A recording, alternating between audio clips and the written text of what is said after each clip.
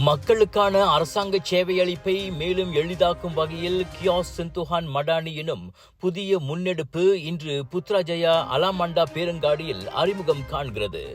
கனி பொறியகம் எனப்படும் இந்த கியாஸ் இயந்திரங்கள் வாயிலாக ஒரே இடத்தில் 90க்கும் மேற்பட்ட சேவைகள் வழங்கப்படும். அலுவலக நேரத்திற்கு வெளியேயும் மக்களுக்கு அரசாங்க சேவைகள் கிடைக்கும் பொருட்டு பேரங்காடிகள் போன்ற மக்கள் கூட்டம் அதிகமுள்ள 38 இடங்களில் இந்த கியாஸ்க் இயந்திரங்கள் நிறுவப்படும். தொடக்க கட்டமாக சாலை போக்குவரத்து துறையான JPJ, போஸ்ட் மலேசிய நிறுவன ஆணையமான SSM, TNB, ஊழியர் சேமநிதி வாரியமான EPF மற்றும் மை டிஜிட்டல் ID ஆகிய 6 அரசு நிறுவனங்கள் இந்த கியாஸ் திட்டத்தில் பங்கேற்கின்றன.